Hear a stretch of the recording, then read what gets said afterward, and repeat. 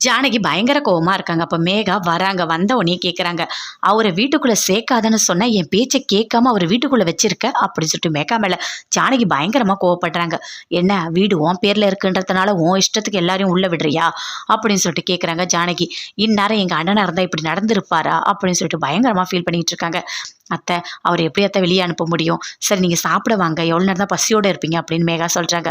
"எனக்கு சாப்பாடும் வேணாம், ஒண்ணும் வேணாம். போ இங்கேருந்து" அப்படின்னு சொல்றாங்க மேகாவ. மேகா அங்கேருந்து போறாங்க. மேகா, வாசு எல்லாருமே சாப்பிட்டுட்டு இருக்காங்க. சாப்பிட்டுட்டு இருக்கும்போது சொல்றாங்க மேகா, "அத்தை சாப்பாடு வேணான்னு சொல்றாங்க. ஆனா பசி ஒருத்தவனை எந்த நிலைமைக்கும் மாத்தும். அவங்க நம்ம வழிக்கு தானா வருவாங்க" அப்படின்னு மேகா சொல்றாங்க. அதெல்லாம் கேட்டுக்கிட்டு, சரி சரி" அப்படின்னு சொல்லிட்டு பாட்டி எல்லாருமே சொல்லிட்டு சாப்பிட்டுட்டு இருக்காங்க. அப்ப செல்லம்மா வராங்க ஒரு கூடையில சாப்பாடுலாம் எடுத்துக்கிட்டு. அப்ப சித்துக்கிட்ட சொல்றாங்க, "நான் வந்து அத்தைக்கு சாப்பாடு கொண்டு வந்திருக்கேன். அவங்களுக்கு இங்க சாப்பிட புடிக்கலையாம். அதனால தான் நான் சாப்பாடு செஞ்சு கொண்டு வந்தேன்" அப்படின்னு சொல்றாங்க செல்லம்மா. அத பார்த்தோனே மேகாவுக்கு பயங்கரமா கோவம் வருது. அப்படியே கிட்ட வராங்க. "ஏய் நில்லு, எங்க போற நீ?" அப்படின்னு சொல்லிட்டு கேட்குறாங்க. "அத்தைக்கு சாப்பாடு குடுக்க போறேன்" அப்படின்னு சொல்றாங்க. "எதுக்காக நீ சாப்பாடுலாம் கொண்டு வர? வெளிய போ" அப்படின்னு சொல்லிட்டு மேகா பயங்கர கோவமா சொல்றாங்க. அதுக்கு செல்லம்மா சொல்றாங்க, "நான் என்ன இங்க இருக்கவா வந்தேன்? சாப்பாடு தானே குடுக்க வந்தேன்" அப்படின்னு சொல்லிட்டு உள்ள போறாங்க. போயிட்டு ஜானகிட்ட சாப்பாடு குடுக்கறதுக்காக குடுக்குறாங்க. "அத்தை சாப்பிடுங்க அத்தை, சாப்பிடாம மட்டும் இருக்காதீங்க" அப்படின்னு செல்லம்மா சொல்றாங்க. "ஏய் நான் இவ்ளோ சொல்லிட்டு இருக்கேன், நீ வீட்டுக்குள்ள வரைக்கும் வரியா?" அப்படின்னு சொல்லிட்டு அப்படியே கழுத்த பிடிச்சு வெளிய தள்ளுறாங்க. அப்போ பயங்கரமா கோவம் வருது ஜானகிக்கு. "என்ன மேகா, எதுக்காக நீ இப்படி பண்ணிட்டு இருக்க? செல்லம்மா சாப்பாடு கொண்டு வந்தா இப்படி தான் புடிச்சு தள்ளுவியா?" அப்படின்னு சொல்லிட்டு பயங்கரமா கோவப்படுறாங்க. அப்படியே பார்க்குறாங்க மேகா. "என்ன அத்தை இப்படி கோவப்படுறாங்க? இப்படிலாம் கோவப்பட மாட்டாங்களே!" அப்படின்னு சொல்லிட்டு அப்படியே மேகா யோசிச்சுட்டு இருக்காங்க. அப்ப சித்துவும் சொல்றாரு, "எதுக்காக நீ செல்லம்மாவ போ சொல்ற?" அப்படின்னு சொல்லிட்டு. "சரி வேணாம் சார், சண்டைலாம் எதுவுமே வேண்டாம். நான் சாப்பாடு எடுத்துட்டு போறேன்" அப்படின்னு சொல்லிட்டு அங்கேருந்து சாப்பாடு எடுத்துக்கிட்டு செல்லம்மா வெளிய போறாங்க. அப்போ சித்து சொல்றாரு, "நான் கூட்டிட்டு போய் உன்ன விடுறேன் செல்லம்மா" அப்படின்னு சொல்லிட்டு கூட்டிட்டு போறாரு. போயிட்டு ஆஃபீஸ்ல விடுறாரு.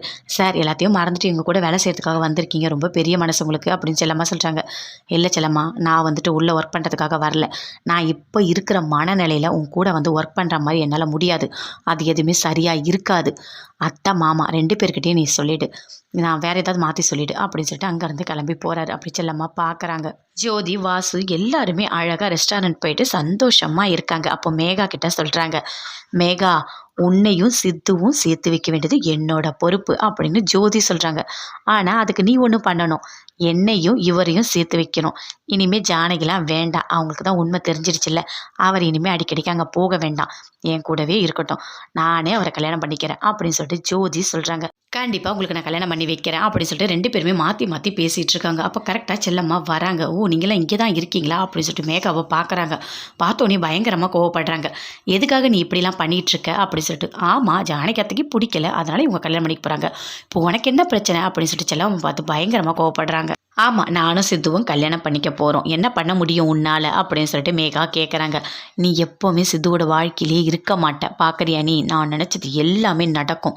நான் சித்துவ கல்யாணம் பண்ணி காட்டுறேன், பார்க்குறியா?" அப்படின்னு சொல்லிட்டு மேகா செல்லம்மா கிட்ட சொல்றாங்க. அப்ப செல்லம்மா அப்படியே பார்க்குறாங்க. எதுவுமே பேசல. வாசு வந்து கேட்குறாரு, "நீ எதுக்காக இங்க வந்திருக்க?" அப்படின்னு சொல்லிட்டு. "உங்ககிட்ட எத்தனை வாட்டி நான் சொன்னேன், அத்தைக்கு துரோகம் பண்ணாதீங்கன்னு. ஆனா நீங்க கொஞ்சம் கூட கேட்கவே இல்லல்ல." "ஆமா, அப்படிதான் பண்ணுவேன். இப்ப நான் ஜோதிய கல்யாணம் பண்ணிக்க போறேன். நான் சந்தோஷமா வாழப் போறேன். உன்னால என்ன பண்ண முடியுமோ பண்ணிக்க போ" அப்படின்னு சொல்றாரு. பயங்கரமா கோவம் வருது செல்லம்மாக்கு. அப்படியே பார்த்துட்டு இருக்காங்க.